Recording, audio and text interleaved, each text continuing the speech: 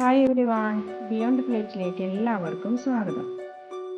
ഇന്ന് ഞാൻ വന്നിട്ടുള്ളത് നല്ല ഹെൽത്തി ആയിട്ടുള്ള പ്രോട്ടീനൊക്കെ അടങ്ങിയിട്ടുള്ള ഒരു റെസിപ്പി ആയിട്ടാണ്. അതിലേക്കുള്ള ഇൻഗ്രീഡിയൻസ് നോക്കാം. 2 ടേബിൾ സ്പൂൺ ഓട്സ്, ഒരു 1.5 ടേബിൾ സ്പൂൺ രാഗിപ്പൊടി, ഒരു വലിയ പഴം ചെറുതായിട്ട് കട്ട് ചെയ്തത്, പിന്നെ ഒരു 2 ടേബിൾ സ്പൂൺ ശർക്കര പൊടി. ഞാൻ പൊടിയാണ് എടുത്തിട്ടുള്ളത്. പൊടി ഇല്ലെങ്കിൽ ശർക്കര ഉരുക്കിയിട്ടെടുത്താലും മതി. പിന്നെ ഞാൻ കുറച്ച് നട്ട്സുകൾ എടുത്തിട്ടുണ്ട്. ഇത്രയും നട്ട്സൊന്നും ഇടണമെന്നില്ല, ഒന്നുമില്ലെങ്കിലും വെറും കടല വെച്ചിട്ട് നമുക്കിത് ഉണ്ടാക്കാം. പിന്നെ ഒരു കപ്പ് പാലുമാണ് എടുത്തിട്ടുള്ളത്. ആദ്യം തന്നെ നമുക്ക് ഈ പാലൊന്ന് ചൂടാക്കാൻ വെക്കാം. 1 കപ്പ് പാലിലേക്ക് ഞാൻ ഒരു 1/2 ഗ്ലാസ് വെള്ളം കൂടെ ചേർത്ത് കൊടുത്തിട്ടുണ്ട്. ഇനി ആ പാല് നല്ലോണം ഒന്ന് തിളച്ച് വരട്ടെ. ഇപ്പം നമ്മളെ പാലൊക്കെ തിളച്ച് വന്നിട്ടുണ്ട്.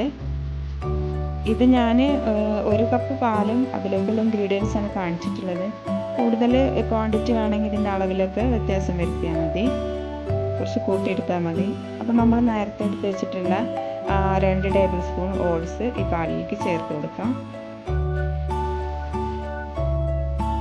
ഇനി ഓട്സ് നല്ലോണം ഇളക്കി കൊടുക്കാം. ഇത് ചൂടുള്ള പാലായതുകൊണ്ട് ഓട്സ് ഇട്ട് കൊടുക്കുമ്പോൾ പെട്ടെന്ന് കട്ടായി നിൽക്കും.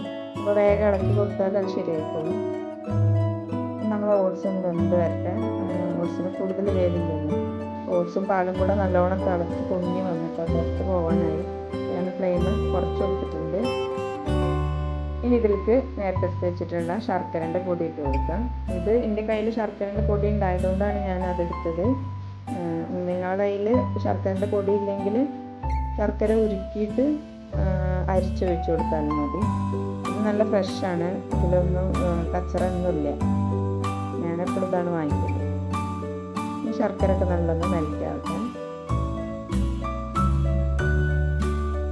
ഇപ്പം നമ്മൾ ഓട്സ് ഒക്കെ ഒന്ന് വെന്തിട്ടുണ്ട്. അതേപോലെ തന്നെ ശർക്കര നല്ല മെൽറ്റായിട്ട് വന്നിട്ടുണ്ട്. ഇനി രാഗിപ്പൊടി ഉണ്ടല്ലോ നമ്മൾ എടുത്ത് വെച്ചിട്ടുള്ള, അതൊന്ന് കലക്കിയിട്ട് ഒഴിച്ചു കൊടുക്കണം. അത് വെള്ളത്തിലും കലക്കാം, പാലുണ്ടെങ്കിൽ പാലിൽ കലക്കാം.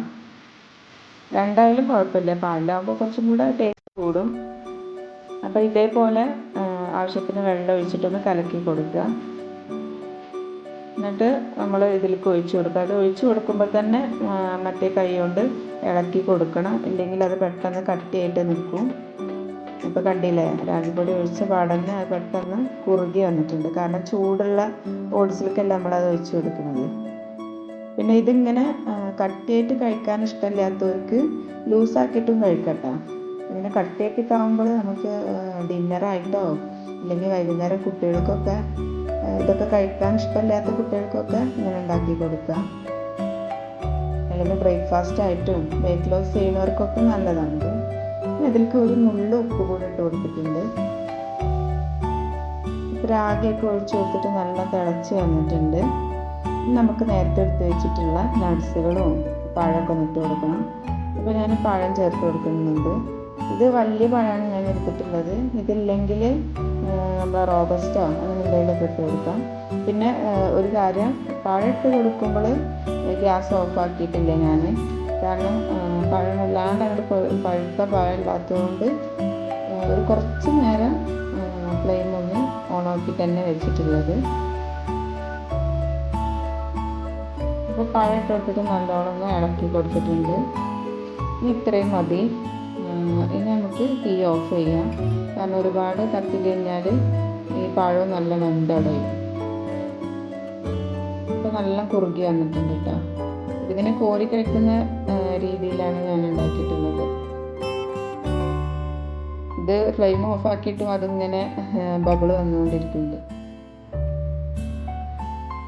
ഇനി നമുക്ക് ഡ്രൈ ഫ്രൂട്ട്സുകളും കൂടെ ചേർത്ത് കൊടുക്കാം. ഇത്രയും ഡ്രൈ ഫ്രൂട്ട്സ് ഒന്നും വേണമെന്നില്ല കേട്ടോ. ഈത്തപ്പഴമോ കടലോ അണ്ടിപ്പരിപ്പോ എന്താണ് നമ്മുടെ കയ്യിലുള്ളതെന്ന് വെച്ചാൽ ചേർത്ത് കൊടുത്താൽ മതി. ഇതിൻ്റെ കയ്യിൽ ഇതെല്ലാം ഉണ്ടായതുകൊണ്ടാണ് ഞാൻ ഇത്രയും ചേർത്ത് കൊടുത്തിട്ടുള്ളത്. അപ്പോൾ എന്തായാലും എല്ലാവരും ഒന്ന് ട്രൈ ചെയ്ത് നോക്കുക. നല്ല ഹെൽത്തി ആയിട്ടുള്ളൊരു റെസിപ്പിയാണ്. പിന്നെ ഓട്സും രാഗിയൊന്നും കഴിക്കാൻ ഇഷ്ടമില്ലാത്തവരും കൂടെ കഴിക്കും. അതേപോലെ തന്നെ ശർക്കരയ്ക്ക് പകരം പഞ്ചസാര വേണമെങ്കിലും ചേർക്കട്ടോ. അങ്ങനെ ഹെൽത്തി ആയതുകൊണ്ടാണ് ശർക്കര ചേർത്ത് കൊടുത്തത്. അപ്പോൾ എല്ലാവരും ഒന്ന് ട്രൈ ചെയ്യുക. Thank you for watching.